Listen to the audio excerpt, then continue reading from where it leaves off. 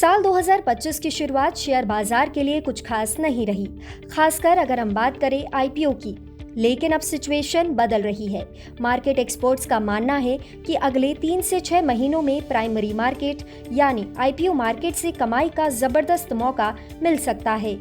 मार्च के बाद से सेकेंडरी मार्केट में थोड़ा बैलेंस देखने को मिला, साथ ही ग्लोबल जियोपॉलिटिकल टेंशन भी कम रही।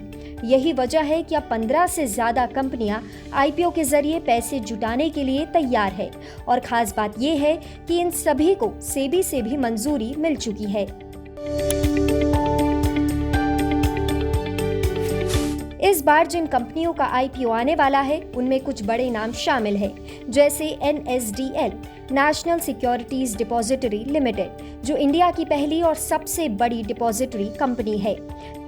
लिस्ट में अगली है एचडीबी फाइनेंशियल सर्विसेज, जो एचडीएफसी बैंक की सब्सिडरी है। ये भी बाजार में उतरने को तैयार है। इन दोनों ही कंपनियों का नाम आते ही रिटेल इन्वेस्टर्स का भरोसा काफी बढ़ जाता है, क्योंकि इनका पिछला ट्रैक रिकॉर्ड और कंपनी का नाम ही काफी है।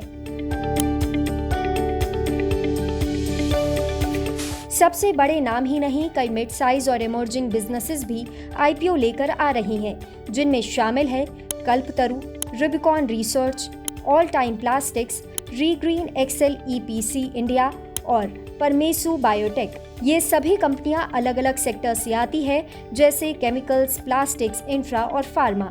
यानी इन्वेस्टर्स के पास कई इंडस्ट्रीज में पैसे लगाने का मौका होगा। इसके अलावा Credila, SK Finance, Veritas Finance, Paras Health Care, CIEL HR Services, Avanse Financial Services, Dorf Ketal Chemicals India, Brigade Hotel Ventures और श्रीजी शिपिंग भी अपने आईपीओ पेश करने का प्लान बना रही हैं। इनमें से कई कंपनियां education loans, HR staffing, chemical production और हॉस्पिटैलिटी जैसे सेक्टर्स में काम कर रही हैं। अगर आंकड़ों की बात करें तो साल 2025 में अब तक सिर्फ 16 कंपनियां ही आईपीओ लेकर आई है, जब तक पिछले साल इसी समय तक 29 कंपनियों ने बाजार में दस्तक दी थी। इसकी एक बड़ी वजह है ग्लोबल अनसर्टेनिटी। हालांकि साल 2024 शानदार रहा था। उस साल कुल 51 आईपीओ आए थे और करीब 1.6 लाख करोड़ की रकम जुटाई गई थी।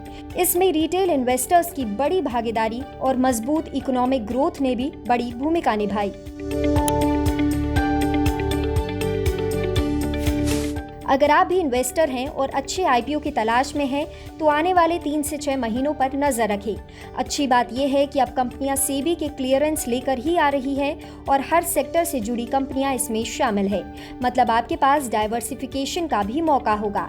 लेकिन ध्यान रखें, हर आईपीओ फायदे का सौदा नहीं होता।